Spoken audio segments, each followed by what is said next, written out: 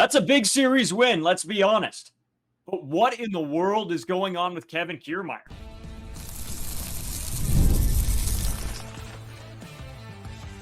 You are Locked On Blue Jays, your daily Toronto Blue Jays podcast.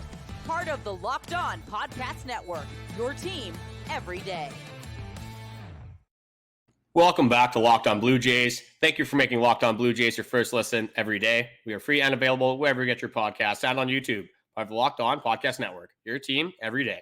This episode of Locked On Blue Jays is brought to you by Booking.com. Booking.yeah. The right stay can make you a fan of any city, even your rivals. Check out Booking.com for your stay today. Welcome back. I'm Braden Wasco. He's Carter First. Back being the two of us. It's a little bit weird. It's been a weird couple weeks. You can find us on Twitter, Braden5 Wasco, Carter First too, as well on Instagram and TikTok at Locked On Blue Jays. As well, drop a subscription if you're new here on YouTube. We always say it really helps us out. And it keeps us at the top of your guys' page so you guys get all the most up-to-date Blue Jays info. If you're listening anywhere else, really appreciate it. Stop by our socials. Shoot us something on Twitter. Shoot us something on Instagram. We answer all those pretty consistently. Yeah, Carter, I don't know, man. We're back from a baseball game today. Huge win for the Blue. That's our team name. And the Blue Jays get a huge series win. Let's start there. We got a lot going on today's episode. Kevin Kiermaier, there is a absolute storyline happening with Kevin Kiermaier this season as well. The series preview going into the weekend, so you guys can stay tuned for that as well. We have a ton of trade deadline coverage coming to you guys. We're planning on having, all the guys down doing a big round table of different options that the Blue Jays have. Sort of just get everybody's thoughts. Maybe so there's some different opinions out there that one of the two of us don't share. If you guys have any ideas going into the trade deadline, leave it in a comment down below or hit us up on, like we said, Twitter or Instagram, and we'll try to get them into the show and talk and discuss them, talk about them, see what you guys think as well. Carter, but let's start with today, or with the series win yesterday. How do you feel about the Blue Jays getting the series win against the Giants? I mean, I can't be upset. Would I have liked a sweep here? Absolutely. That first game still haunts me to this day. But you bounce back. You get the next two games. You take advantage of Jordan Hicks. Kevin Gausman wins the old history of the team bowl here, because Jordan Hicks obviously used to be a Toronto Blue Jay. Kevin Gausman used to play for the San Francisco Giants back in the day. So Kevin Gausman gets the revenge, beats the old team, and has a great outing doing it. Goes obviously 7 innings. Doesn't have a ton of strikeouts, only with 3, but he's eating up innings.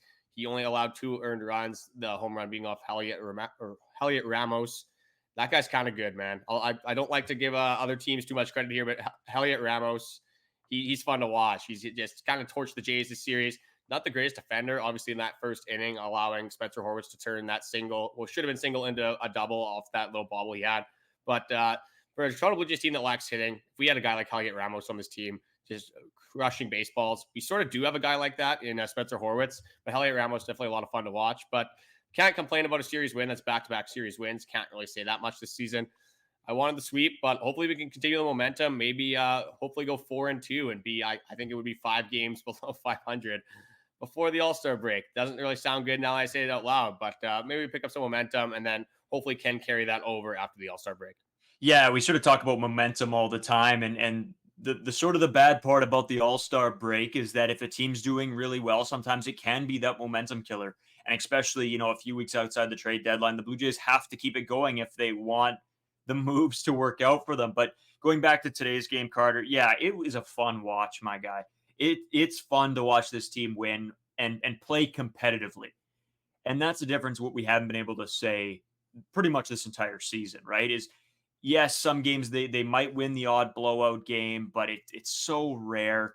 And to see them actually compete in a hard sort of hitting series, it's far and few between. So the Blue Jays obviously get the 5-3 win yesterday. Wednesday, they grabbed the 10-6 win. And the day before, obviously, the blown lead, and they lose 4-3. So, yeah, Carter, a lot to get into on yesterday's game. I mean, just some standouts. The one thing out of everything that I'm the most happy to see is that Kevin Gausman goes out and pitches unbelievably and actually gets the win.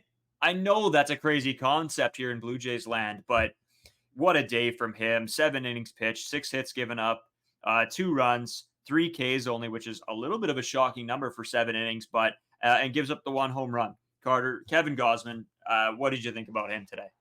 One thing that I noticed with Kevin Gausman is he used the fastball a lot more than he used the splitter today. I think that really caught the San Francisco Giants batters off guard. Obviously, was sitting on that splitter a lot of the time, especially later on in counts. Got a lot of weak contact, got a lot of good defensive plays as well. Kevin Kiermaier we'll get into later, but had a great diving catch off of Matt Chapman, Braden's boy, obviously, stealing a hit from him. But yeah, that fastball looked good. He was painting corners. He was touching 97 at some points, really sitting at 95. And you got to switch it up sometimes. Obviously, that splitter is his bread and butter. That's probably his best pitch. That's what makes Kevin Gausman. But when you got guys sitting on it, you got guys laying off it low in the zone. It's very nice to use that fastball and locate it well. And you just definitely tell that it worked to his advantage in this game. Yeah, 100%. And sort of the one thing that I've been picking up on with Kevin Gausman's fastball is when he throws a low fastball compared to a high fastball, they might as well be 2 different pitches. They're so different, and it looks so different coming out of his hand because on a low fastball, you almost expect the splitter because, like you said, he throws it so often, so effectively. So he uses the high fastball. Then you think he's going a low fastball, or then you think he's going a low splitter when it comes out of his hand, and it's a low fastball, and it just throws everybody off guard. So I'm not sure whose call that was to maybe go more fastball yesterday, but whoever's it was, great decision. It really threw the Giants off. Yeah, that might be a Pete Walker scouting report, obviously doing his job. Kevin Gausman, yeah, especially against your old team. Like, he probably had a little bit of fire under his butt going against the San Francisco Giants, a team that's honestly, again, it's not great. Maybe that's a little bit hypocritical of me to say with how bad the Toronto Blue Jays are. But you look at that Giants lineup, obviously Logan Webb's a very good pitcher. Jordan Hicks, he didn't look that good, I'll be honest. I didn't think he had his best stuff. Not seeing him throw like 101, 102. That's just like, that was my Jordan Hicks thing. It's like, this guy is just chucking fastballs in the zone. Now he's kind of sitting at 95, 96. And he kind of got a little bit abused, especially in that first inning. But Kevin Gausman, just an absolute dog. Definitely nice to see him bounce back. Obviously, not a very good season from Kevin Gausman. Not the typical Kevin Gausman season. So the fact that he was able to come out, use that fastball effectively, it was definitely nice for me to see. But I kind of want to get into this first inning here. So Toronto Blue Jays, obviously notorious for not scoring the first inning. Hasn't happened as much recently. Just going out quickly, looking at the offense in the series, 18 runs over 3 games. I mean, I'm taking that every single day of the week, especially on Thursdays, apparently. But looking at this team, yeah, you get George Springer in the first inning, hits a single up to left field. Then you got Spencer Horwitz. Spencer Horwitz, just his at-bats are absolutely insane. This guy works counts so well. He fouls off tough pitches, then hits a line drive single into obviously center field. He had a couple swings in that at-bat as well that were very close to being gone. I think he had one down the right field line. I think he had another one down the left field line. Just great at-bat by Spencer Horwitz, and a heads-up play. Obviously, Heliot Ramos, as I mentioned before, has a little bit of a bobble in center field. George Springer able to go to third, and then you have Spencer Horwitz able to go to second. And you look at the next 2 at-bats. Vladimir Guerrero Jr. does a job. Again, not exactly what you want, but he hits the ball at second base, allowing George Springer to score, Spencer Horwitz to advance to third base. And then Justin Turner just has a typical Justin Turner at-bat. If you want Justin Turner hit a sacrifice fly, then this guy, like, he might be the best player of all time hitting sacrifice flies, because he fouls off the tough pitches, just kind of sprays one into right field, very deep, obviously not even really a play at home.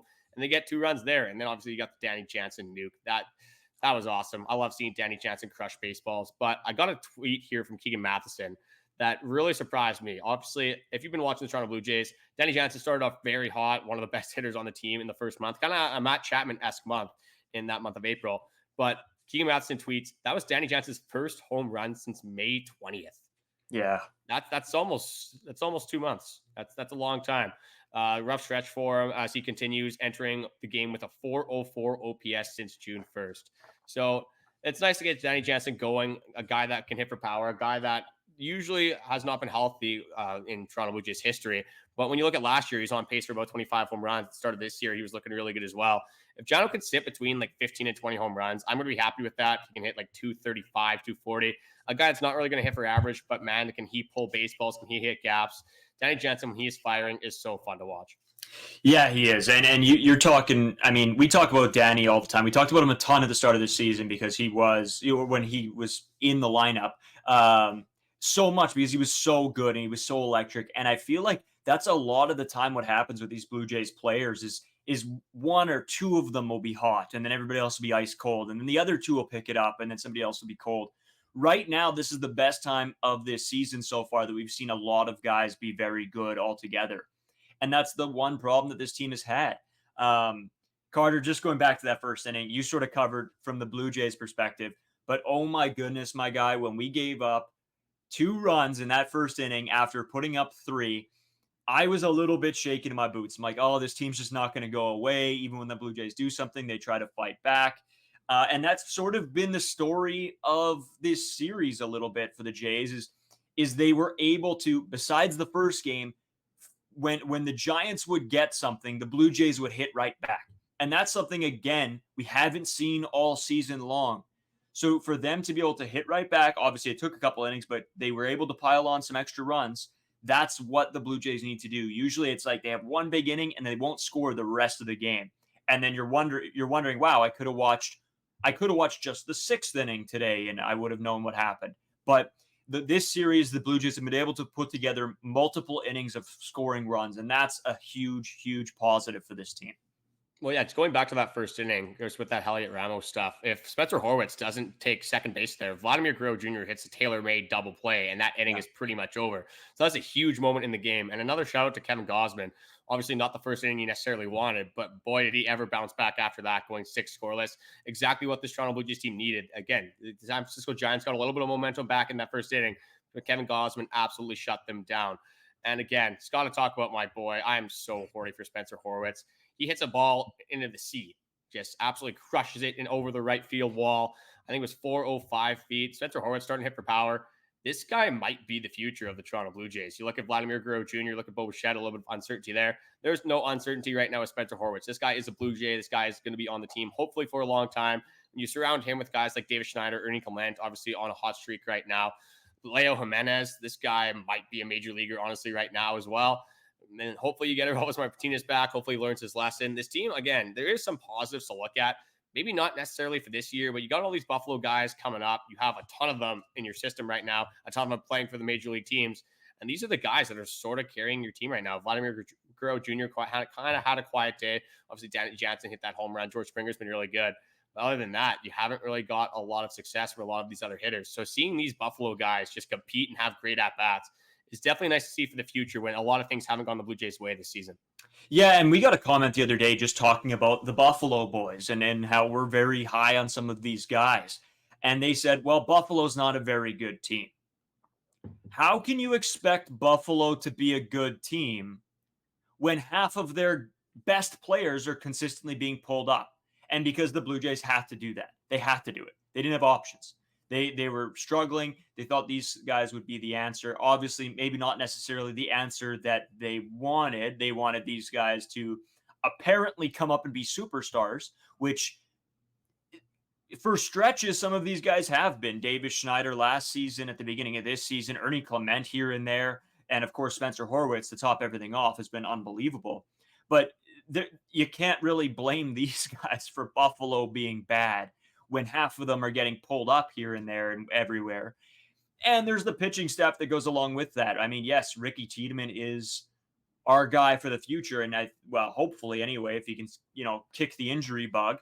Adam Mako is another guy that is in the pipeline. He's also hurt now. So again, when you look at this Buffalo team, sorry to kind of interrupt you there. But you look at Nathan Lucas, another guy that's also hurt. Leo Jimenez on the major league team. Ernie Clement on the major league team. David Schneider on the major league team. Spencer Horwitz on the major league team. Stuart Baroa on the major league team. The list just goes on and on and on. And for me, it's like, would you rather the Toronto Blue Jays have some success, have some young guys in the system actually perform at the major league level, or would you rather have the Buffalo Bisons win the league? Exactly. I don't care. I really don't care about a AAA title. Obviously, it's the big show. You want the Blue Jays to be a good team. So again, you don't want to pull all these guys up right away. You definitely don't want to have half of your team being your AAA team at the start of the season. But the way this Toronto Blue Jays season has gone, obviously with Kevin Kiermaier struggling, we'll get into him in the second segment. But 2 for 4, Kevin Kiermaier, maybe he does want to be a Toronto Blue Jay.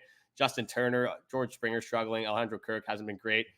You've been having to rely on these guys, and obviously it hasn't worked out a ton. But again, when you look at any other team, if they have to rely on their AAA system, they're probably in like Oakland Athletics territory. I was going to say Chicago White Sox, but I don't even know if you could be that bad with this AAA system.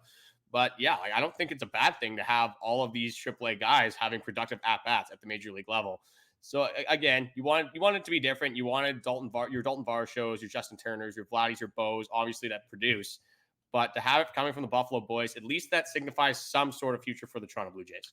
Exactly. And we don't know where this trade deadline is going to go. Yes, we have some ideas, we have some thoughts, but Ross Atkins might pull the rug out from under all of us. All Blue Jays Nation, they might pull the rug out right from under us and do something crazy. So to know that we have a little bit of security with some of these guys, I think is a good thing. I mean, watching Davis Schneider play in the outfield doesn't scare me, which at the beginning of this year, I didn't know what to expect.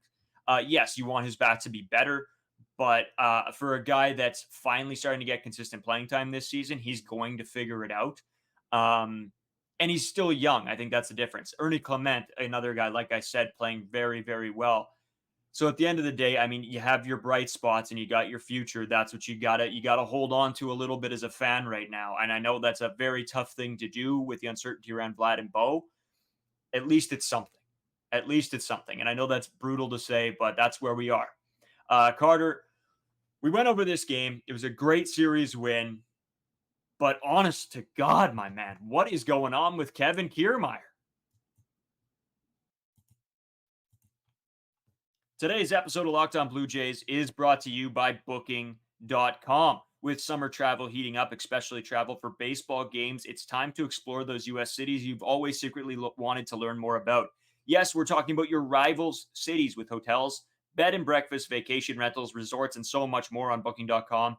You might just find your perfect stay even in your baseball rival cities. I always talk about this. We had a great stay through Booking.com in New York when we went there. Of course, baseball rival cities. So, but it was a great trip all around, and Booking.com really helped out with that. We went to Toronto. We used it. They have some stuff in Canada as well, so check it out if you're looking to go in Canada even. But the U.S., man, do they have a ton of stuff. We're heading down to Minneapolis at the end of August, which I still have to book time off for. So Booking.com will help me at least take that worry off of myself. The right stay can make you a fan of any U.S. city, even your rivals. Book today on Booking.com, on the site, or in the Booking.com app. Take care of all your vehicular maintenance needs with our partner, eBay Motors. eBay Motors has everything you need to maintain your vehicle and level it up to peak performance. From superchargers, roof racks, exhaust kits, LED headlights, and more, whether you're into speed, power, or style, eBay Motors has got you covered. With over 122 million parts for your vehicle, you'll always find exactly what you're looking for. And with eBay Guaranteed Fit, your part is guaranteed to fit your ride every time or your money back. Because with eBay Motors, you're burning rubber, not cash. With all the parts you need at the prices you want, it's easy to turn your car into the MVP and bring home that win. Whether it's a new spoiler, new brakes, a new alternator, or you just want to deck out your ride, eBay Motors will be sure to have everything you need. They're super easy to deal with. They're very knowledgeable, and their experts give great advice that is specific to your needs. To keep your ride or die alive with eBay Motors, you can go to ebaymotors.com. Eligible items apply. Exclusions apply. eBay Guaranteed Fit, only available for U.S. customers. So, Carter, it's time to answer the question, what is going on with Kevin Kiermaier? I'm going to let you guys in on what was released, and then I'm going to tell you what it means, because it is a little bit confusing for some of you that may not know. So first of all, Kevin Kiermaier was placed on recoverable waivers. Or revocable waivers. Revocable, thank you. Yeah. There you go. Revocable waivers is probably the right term. Thanks. So what does this mean? What are revocable waivers?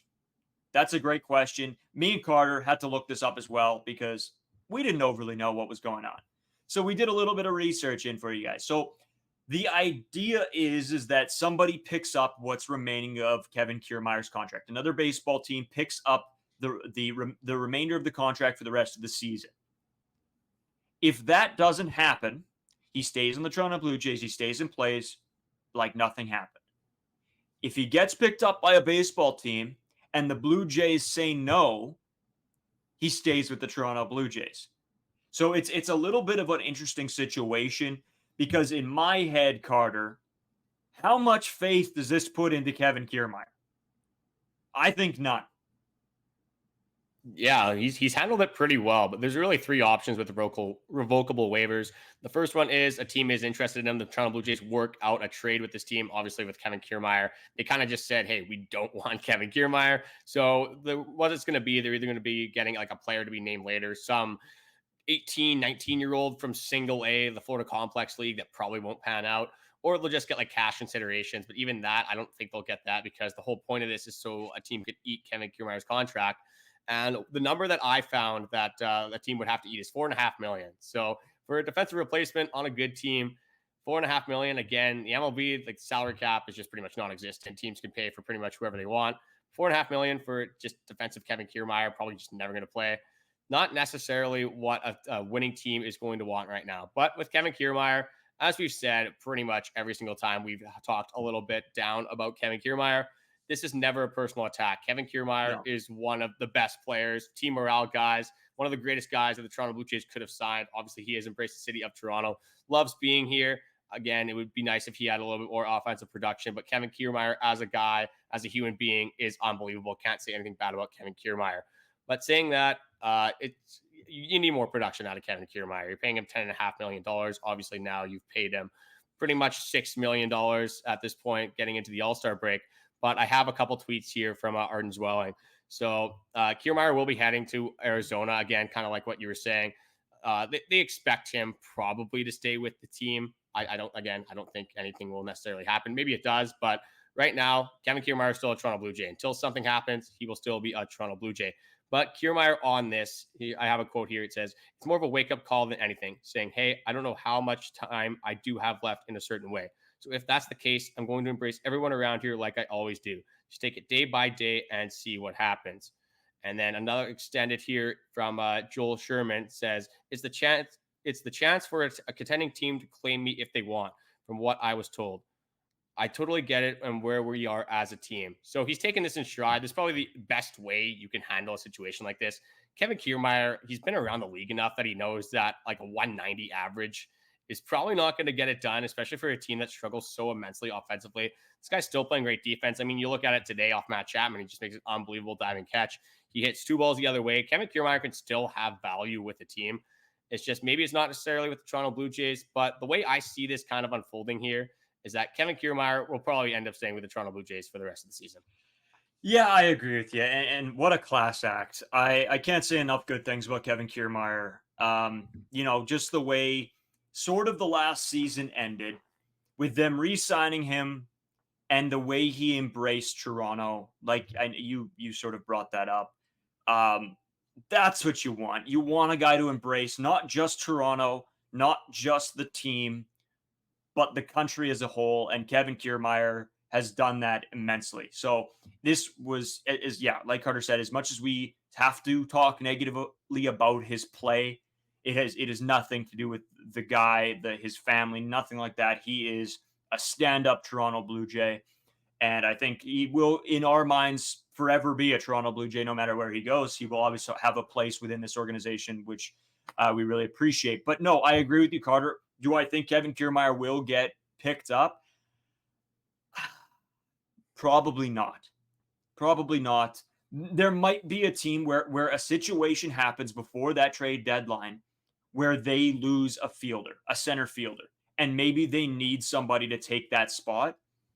That is the only realistic possibility that I can see. And odds are they're probably looking at other trade options before they look at acquiring Kevin Kiermaier. But it is an option for those teams if something were to happen before the trade deadline. So, yeah, I mean, there's not a ton here to say, Carter, to be honest. I think me and you have summed up sort of how we feel a little bit, in the sense that we give him all the props in the world and really appreciate what he's done here. It's just the stats just at the end of the day need to be better. Yeah, see, I'm going to broaden this out a little bit. If I'm Kevin Kiermaier, for me, I don't think I take this as well as he does. Like, again, you have, like, you're struggling, obviously, as an MLB player. A guy that's like Kevin Kiermaier has been doing it for so long. He knows what he's good at. He knows what he's not good at. This sort of a scenario, it's like if a coach's son, like, had just, like, an overcoming, like he just knew kind of where he was on the team. He's like, hey, I'm only sort of here because I am the coach's son. But in Kevin Kiermaier's case, he's only here because they're paying him so much money. They can't really DFA him. They can't really get rid of him in any other way. So they're trying to get something back for him. But Kevin Kiermaier, just a class act, taking this in stride, definitely taking it a lot better than I will. And again, if Kevin Kiermaier doesn't go anywhere, we'll probably still talk negatively about him because, I mean, I can't really get behind a 190 average. It's just never going to happen. Maybe again, but you look at Kevin Kiermaier, you didn't think this guy was going to hit 280 again this season. Or I think last year he hit like 260. That was one of the better offensive years for Kevin Kiermaier. As we said before the season started, we kind of figured that there would be some regression. Do we ever think it would get this bad? Probably not. But again, if you have players hitting, you have Bo Bichette hitting like Bo Bichette, you have Alejandro Kirk even hitting 250, you have Dalton Varsho playing a little bit better. Kevin Kiermaier at the bottom of the lineup is not necessarily a bad guy to have. He's a great defender. He's a gold glove defender. He's going to make diving plays. He's going to help you win baseball games. It's kind of a tough way that the season turned out for Kevin Kiermaier. And just they put a little bit more of a spotlight on him than we would have thought at the start of the season. Absolutely, because you go into it thinking Kevin Kiermaier is one of the best defensive players in the league, and having him man your center field is fantastic. And if the rest of the team is showing up how they were supposed to or as advertised, Kevin Kiermaier can get hidden in that 9 hole. And then probably with the success, because success comes in bunches, he probably does a little bit better. And I know that's a weird thing to say because stats probably won't back that up. But when you look at teams who continually hit well, it's not one guy hitting well. It extends to their 7, 8, 9 guys. And that's just a part of it. And so when everybody else above him isn't playing well, he comes up with 2 outs in the 9 hole in the 6th inning. Like, I don't know. What do you expect from the guy a little bit when he sees the whole lineup putting up 2 hits the entire game? He probably thinks, I'm Kevin Kiermaier. Am I going to change this season? Probably not. And he's right. So, yeah, I don't know. I'm sort of with you, though. I would definitely have not taken this well. We get upset, if we get a comment that like tells us off. Never mind, you getting shunned by your organization. Not shunned, I shouldn't say that, but getting sort of the boot by your organization is best of their abilities. That's just it's a little. For me, it would be like the girl of my dreams telling me, like, hey, I don't want you. Like, that's probably how I would take it. I would just be depressed. I probably wouldn't be too happy about it. But again, if Kevin Kiermaier can go to a good contending team, definitely all the best to him. Yeah. Again, the argument kind of going into this was that, like, hey, maybe like you have Dalton Varsho, one of the best fielders as well. Do you want Kevin Kiermaier to kind of overcrowd that outfield and take reps away from him? But again, you take a step back. Does anyone think Davis Schneider is going to be an everyday left fielder at this point? I personally did not think that whatsoever. You look at this team from the broad sets again. You have Kevin Kiermaier, George Springer, Dalton Varsho. You kind of pencil in there. Your next outfielder is going to be Nathan Lucas. Again, Nathan Lucas is out right now having surgery, I believe, on his thumb. But Nathan Lucas, when you look at last season, you're not expecting this guy to hit as well as he has been. So the depth wasn't there. Again, maybe you don't want to pay him $10.5 billion, but bringing Kevin Kiermaier back at the time wasn't the worst thing that could have happened. Yes, you probably want a guy like Tommy Pham. You want a guy that can actually hit the ball a little bit better because we knew going into the season that the offense was going to be a problem. Yeah. But that's not necessarily on Kevin Kiermaier. If you want to blame anyone, that is a Ross Atkins problem. But congrats to Kevin Kiermaier just for a great career. If this is the end of his Toronto Blue Jays tenure, can't really get mad at what he did. Great locker room guy. Great last year, obviously, was one of the best 9 hitters in all of baseball. So I can't hate on Kevin Kiermaier. Just an unbelievable guy, unbelievable career. One more thing, just want to throw it over to the Locked On 24/7 streaming channel, Locked On Sports Today, or the Amazon Fire TV's channel app. Whether it's the MLB, NHL, NFL, NBA, college sports, WNBA, pretty much any single sport you could think of 24/7. You could tune in at 4 a.m., 4 p.m., whenever is more convenient for you. Perfect opportunity to check out expert analysis. So we are heading to Arizona. We got the D-backs. Obviously, Lourdes Gurriel is there. Gabriel Moreno is there. It's been a weird couple of weeks here. It gets some reuniting people coming to the Toronto Blue Jays. Before we do head out, though, I have to give the Matt Chapman update. Matt Chapman series stats. Yeah, give it to me. A whopping 2 for 13, a low leverage home run in a game that does not matter.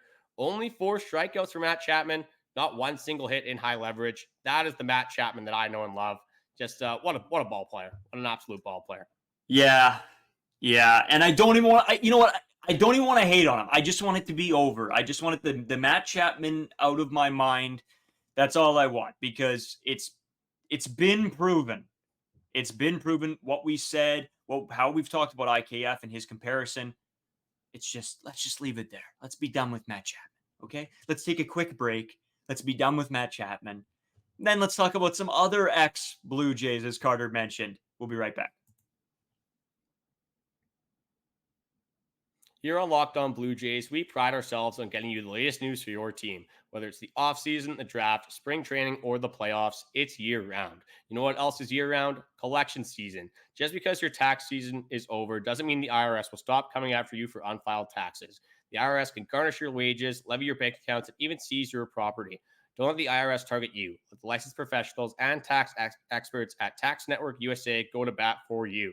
With over 14 years of experience and an A-plus rating by the Better Business Bureau, Tax Network USA has saved their clients over $1 billion in tax debt. Whether you owe taxes, have complicated matters that require tax planning, or finally hit that Blue Jays parlay this season and need help correctly filing, call 1-800-549-1000 or visit tnusa.com/locked-on. See the link in the episode description below.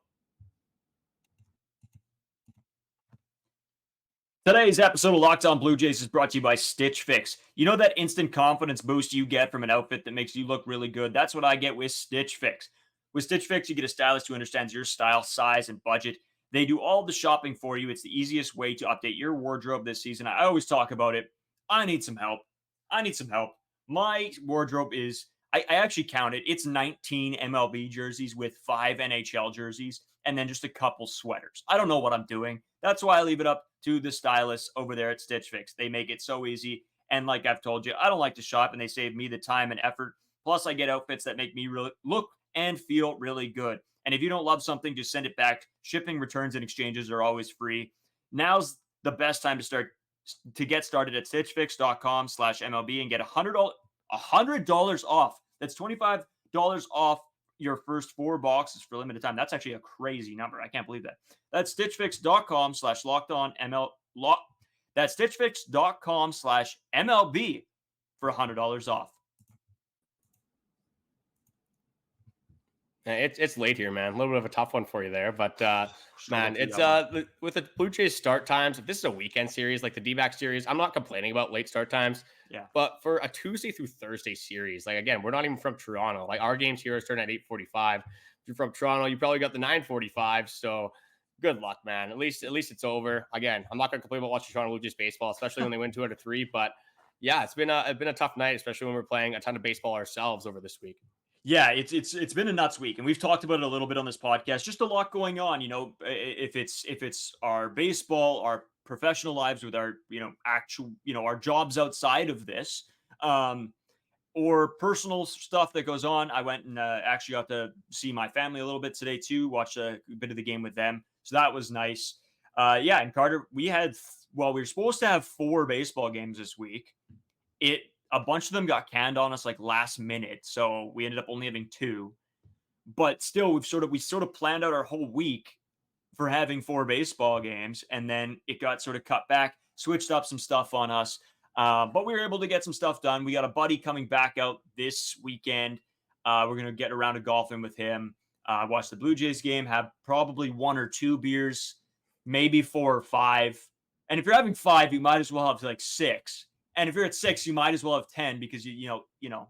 We'll round up, right? And if you're gonna have 10, you might as well finish off your 12 pack. So we'll see what happens. We'll see where the road takes us at this point.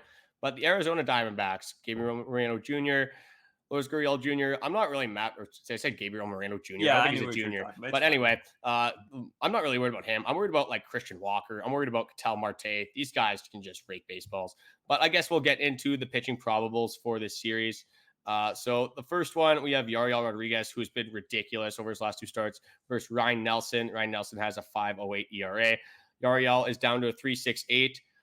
The second game, Jose Barrios, Yilbert Diaz. Didn't really know who that was, and it's because he's a AAA guy. I quickly looked up his stats here. So in AAA, he is 1-3, has a 3.27 ERA. In the major leagues, it looks like he has a 1.5, so I think that's only over 1 start. So good for him. Hopefully the Toronto Blue Jays can get to this guy. And then the third game's going to be tough. Zach Allen, he's unbelievable. He's such a good pitcher. It's going to be tough to get to him. Yusei Kikuchi, again, as we get closer and closer to this trade deadline, the more and more we think this might be some of the last starts we're going to see Yusei Kikuchi throw. So hopefully he can have a good outing. Let's continue the grind here. We got 2 straight series wins. Let's just make it a third. I would love a sweep here, but 2 out of 3 would be perfect. I think you got to win the first 2 games probably in this series. But mind you, Logan Webb, led the NL in innings pitched, and they gave up, I think he allowed 7 earned runs in that second game. So maybe you get to Zach Gallen.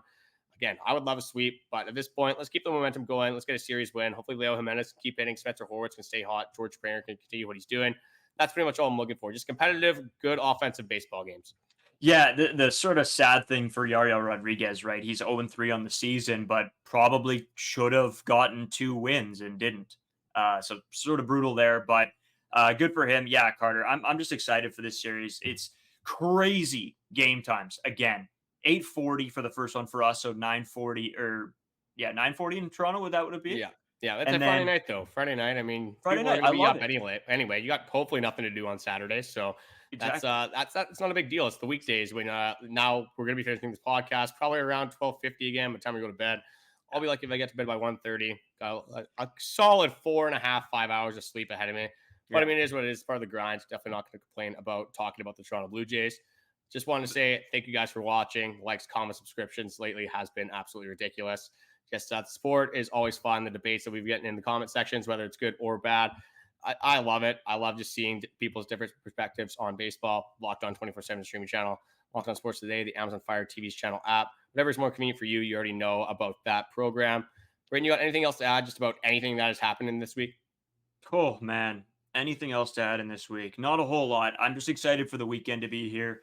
Like I said, we got some golf to play. We don't get out golfing as much as we used to last year, so it's nice to get out with some buddies when you can. This is actually mine and Carter's going to be first game of golf together since April. Very long time, yeah. It's been a while. I don't know how my game's going to be this weekend because I haven't golfed for nearly as much as I used to because just with the podcast, with baseball going on, obviously a ton of stuff happening.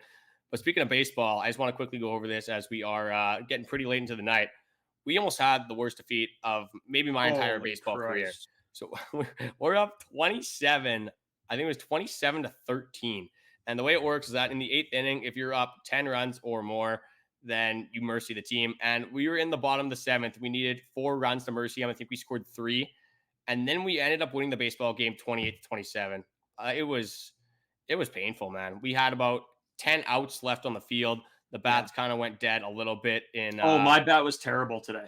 I had 2 good hits and neither of them ended up being hits. I got robbed on one. The other one I hit it right to a guy. And the 2 hits I did get I think just were like dribblers through the middle.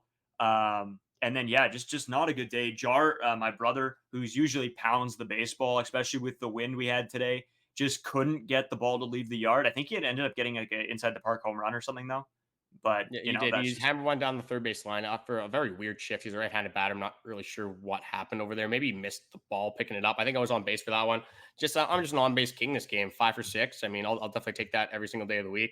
I had a couple that like maybe with the wind, I don't get as lucky, but I don't know. It's just maybe I got like the little slicey golf swing on the ball because 2 times they thought they were camped under it, and then they were underestimating my power. Obviously, it goes right over their heads. 2 quick doubles for the kid here, but. Yeah, I think we'll just pack it up for the weekend here. Yeah. I hopefully can just get a good solid 5 hours of sleep. I'm so fired up. So you guys have a good weekend. Watch some Toronto Blue Jays baseball. Enjoy your time with some friends and family. Just don't be idiots. We'll try not to be as well. I know it's harder than some other times, especially for us 2 degenerates over here on this podcast. But again, thank you guys for watching and enjoy your weekend.